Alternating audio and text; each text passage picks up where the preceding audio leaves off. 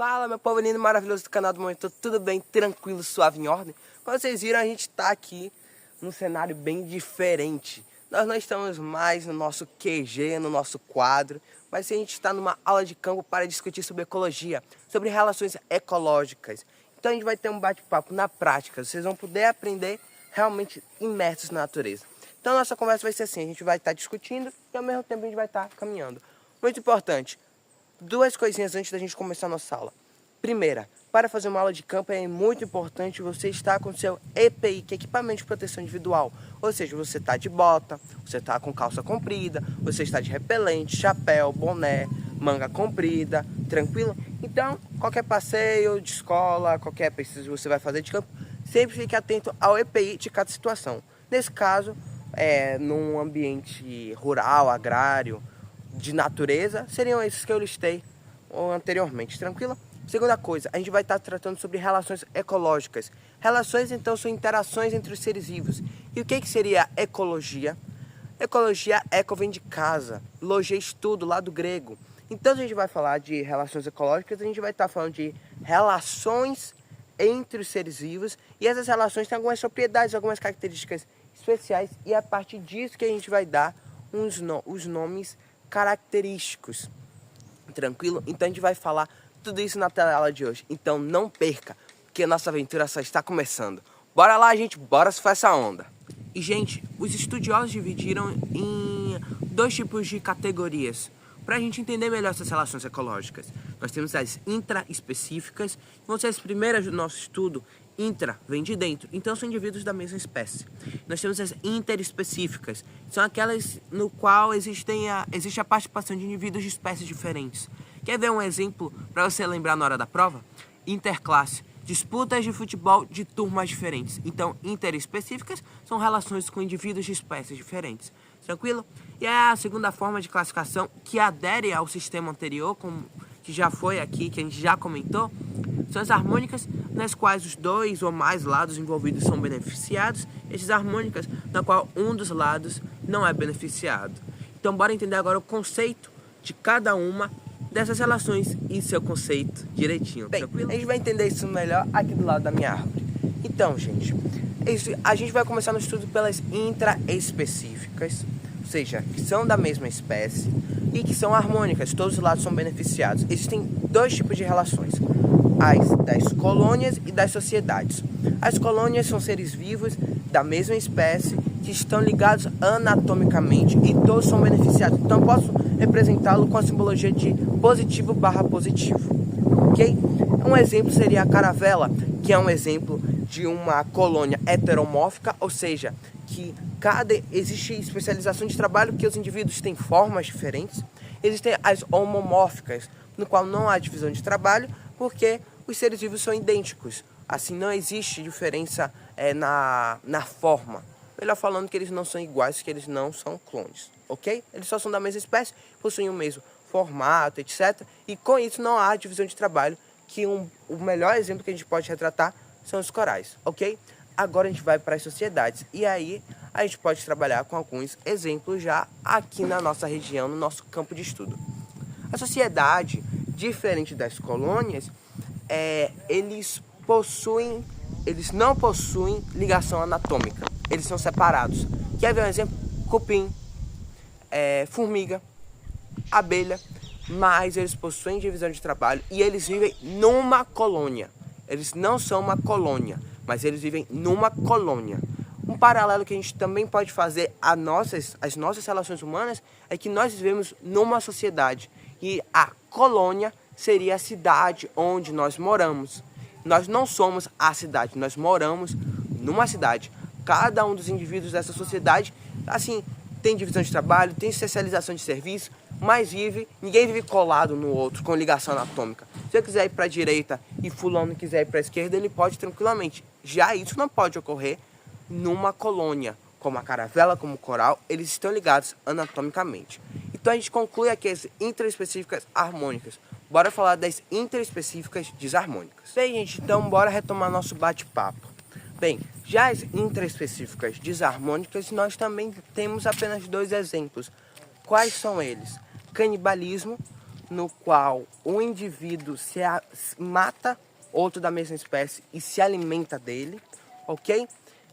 Isso está muito ligado normalmente a, por exemplo, o superpovoamento, no qual não existem recursos naturais suficientes para toda aquela população, então não existe alimento. E aí eles começam a realizar o canibalismo, que seria se alimentar de indivíduos da mesma espécie. O outro exemplo que nós temos é a competição intraespecífica. Como é que funciona essa competição? Simplesmente eles vão lutar por alguma coisa. Como assim? Pode ser alimento, pode ser moradia, um espaço, mas também normalmente é em questão de acasalamento, ou seja, uma fêmea. A gente vê isso em ursos, normalmente às vezes em cachorros também, um exemplo mais prático do nosso dia a dia. Animais que têm essa questão muito territorialista envolvida também são um ótimo exemplo para retratar essa realidade. Os dois que nós comentamos é negativo/positivo, canibalismo, e a competição. Alguns estudiosos analisam como negativo, positivo, porque é um ganha. Mas se a gente for na ótica de que os dois perdem energia, tempo, força, aí a gente pode simbolizar como negativo/negativo. Então, okay? Gente, agora nós vamos para as interespecíficas, espécies diferentes harmônicas. Nós temos 3 principais, ok? E um deles se ramifica em alguns outros. Nós temos o mutualismo, no qual a relação é obrigatória, ou seja, esses seres vivos envolvidos de espécies diferentes não conseguem sobreviver caso sejam separados. Os cupins e os protozoários estão no seu intestino, que vão digerir a celulose que o cupim se alimenta. Se eu separar os dois, eles não vão conseguir sobreviver. Líquens, que é a junção de algas ou cianobactérias com fungos, igualmente. Micorrizas, que é a união de raízes de plantas com fungos, também se separar não conseguem sobreviver. Já a protocooperação, a vida desses dois indivíduos juntos é muito facilitada, mas se separar, eles conseguem sobreviver. Tranquilo? Agora a gente vai para o comencialismo. O comencialismo é aquela relação no qual um indivíduo é beneficiado e para o outro, tanto faz ter ou não ter. Então eu vou pegar o exemplo aqui do tubarão, porque o tubarão vai envolver alguns tipos de comencialismo. Comencialismo normalmente relacionado com alimentação, mas nós temos ainda o comencialismo, por exemplo, de transporte, que é a foresia. Nesse tipo de foresia, por exemplo, o tubarão, existem alguns peixes que ali prendem, que são e aí eles são deslocados junto, pegam aí o comboio do tubarão. Aí é um comencialismo de transporte, que é foresia. Agora, existem alguns peixes que andam perto do tubarão, que comem as carcaças que o tubarão deixa. Para o tubarão não muda nada. E aí seria realmente um comencialismo. Seria essa união relacionada à alimentação, no qual um é beneficiado e para o outro tanto faz. Nós temos ainda o inquilinismo, que é no qual um ser vivo mora no outro sem afetá-lo. Tranquilo? Mas tem um tipo de inquilinismo que é muito interessante, que é o inquilinismo de plantas, e a gente vai ver agora. Bem, aqui a gente está vendo o epifitismo, no qual uma planta não parasita outra, apenas utiliza ela como um apoio para sustentação. E um exemplo clássico é a bromélia. Ok, gente? Mas inquilinismo jamais é parasitismo. Quer ver um exemplo de inquilinismo, agora já com animais, não com plantas?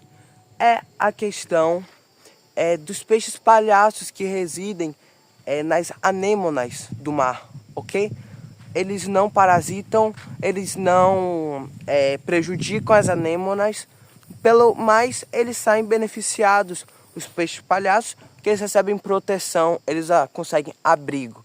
Então a gente vê um exemplo com animais e com plantas, que seria o epifitismo. Mas a nossa jornada ainda não acabou. Agora nós vamos para as desarmônicas. A primeira delas é o predatismo, no qual um indivíduo mata e come outro ser vivo, mas com o objetivo realmente de alimentação, que é diferente do parasitismo, no qual realmente existe essa relação de exploração, tranquilamente não, quer dizer, prejudica demais o outro indivíduo, mas o parasita não tem a intenção de matar o hospedeiro ou trazer malefícios, porque o objetivo dele é prolongar a sua estadia ali, prolongar essa relação de parasitismo. Então, pode ocorrer morte, pode, mas não é o objetivo do parasita. Mas existe um tipo especial de predatismo, que é o herbivorismo. Aqui a nossa formiguinha levando uma pétalazinha. Aqui é um exemplo do predatismo de plantas, que é o herbivorismo. Além dessas duas relações, a gente tem ainda mais duas, que é o mensalismo, no qual um indivíduo sai prejudicado ou mais e para o outro tanto faz. O exemplo clássico é a maré vermelha, no qual algumas algas vão liberar substâncias que vão atrapalhar o desenvolvimento dos outros seres vivos ao redor, mas para ela tanto faz essa substância. E por último, mas não menos importante, é a competição de espécies diferentes. Ok, gente? Então, vai ocorrer todas essas relações, a gente pode encontrar. E ao longo da vida vocês viram vários exemplos, fotos, vídeos, de como a gente pode ver isso na prática. Mas só para finalizar nossa aulinha, existem algumas formas de você tentar aumentar um ser vivo, um animal, uma planta, tentar aumentar suas chances de sobrevivência, que é pela técnica da camuflagem e do mimetismo. Na camuflagem ela vai tentar se assemelhar com o meio, e no mimetismo ela vai tentar se assemelhar com algum animal para tentar garantir aí sua sobrevivência. E aqui, galerinha, a gente tem um exemplo de camuflagem. Exatamente, um ser vivo utilizando como forma de adaptação tentar se assemelhar com o meio em que ele está, ou seja, de folhas. Então a gente já vê aí uma das formas de adaptação para a sobrevivência. Ele está tentando se camuflar como uma folha, ou seja, tentando se assemelhar com o seu meio para que assim predadores não consigam o perceber. Outro animal muito famoso por fazer essa camuflagem para aumentar sua sobrevivência é o bicho-pau. Isso mesmo, ele vai tentar se misturar com o meio, tentando parecer ser um graveto para aumentar sua sobrevivência, sua adaptação ao meio. Gente, vocês viram que o assunto é muito gostoso. Essa aula foi com o intuito muito mais de ser prática, para vocês aprenderem os exemplos, assim, verem no dia a dia e não ficar apenas o decoreba, porque o decoreba os livros já fornecem, mas apenas o canal do Monitor te dá uma aula de campo sobre qualquer assunto que você quiser. Gente, esse assunto não é para você ficar decorando exemplo, porque você vai achar que vai cair assim na prova no vestibular. Não. Os vestibulares cada vez mais têm cobrado o seu entendimento, a sua compreensão sobre o assunto. Então, bem, os exemplos vão te dar um norte para você se basear, para você entender como é a relação. Mas eu posso construir relações diversas e até mesmo hipotéticas. Por exemplo, com o tubarão eu posso envolver comensalismo, inquilinismo, predatismo. Eu posso, por exemplo, tratar sobre algum parasita que está relacionado com o corpo dele. Eu posso tratar de competição intra e interespecífica. Então, os exemplos são múltiplos. A ideia é você pegar mais ou menos a ideia, como é que funciona para você fazer uma boa prova. Gente, vocês estão gostando do material aqui do canal do Monitor? Deixe seu like, se inscreva no canal e aperte no sininho, compartilha para que cada vez mais nossa sala de aula cresça. Então, até a próxima teleaula.